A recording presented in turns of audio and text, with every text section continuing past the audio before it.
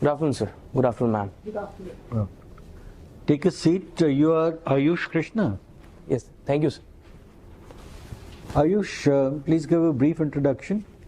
Sir, my name is Ayush Krishna. Currently, I am undergoing training as a probationer in IGNFA as Indian Forest Service Officer. I have done my graduation from IIT Guwahati as a BTech engineer in engineering physics.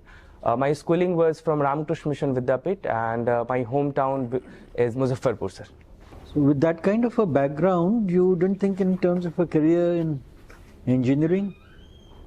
Sir, I did job for 1 year, considering my career in that.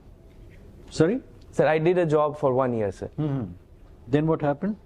Sir, the purpose of the job to had some financial security and then go for preparation. So I did that, sir. No, but what impels you to go into the civil service? Sir, civil services, when I think of civil services, what I see is a lot of opportunities and the diversity through which I can serve to different problems of the society and be a part of the same. How does a basic quantum computer work? Sir, it is based on the qubits. Quantum bits that we say, that is the superposition of the 0 and 1 at the same time. So what do you mean by superposition of 0 and 1? So suppose in classical physics there are two boxes. So in one box, only one at a time, only 0 or 1 can come. But in quantum physics, both of them can happen, and whatever we are requirement, it can turn up to that state. So it's a fusion of both the state at the same time. It increases our capacity, it increases our speed. So it means it can exist, it doesn't exist at the same time. Yes, sir, we can say that. Is it? Yes. So how does this help in terms of computing speeds and other things?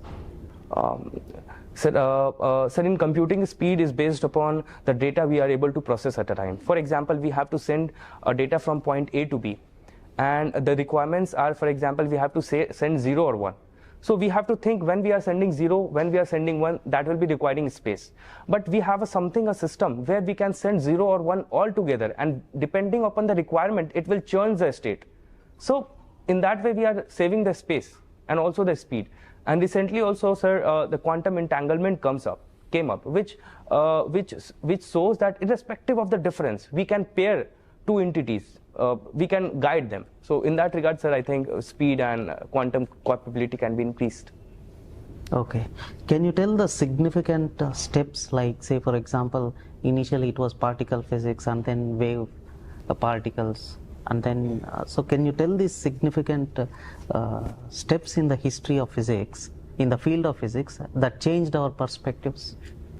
Sir, mostly it is related to light. Earlier, light was considered to be a particle, corpuscular theory, in which we got to know about reflection, refraction.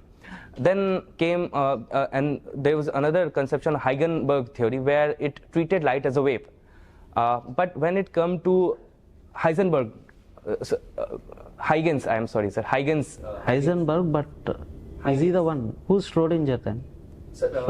Schrodinger is about he said that we cannot measure precisely the momentum as well as the position of the place. That is Schrodinger.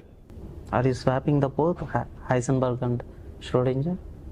Sir, Heisenberg gave the uncertainty principle and Schrodinger quantified that in terms of the equation.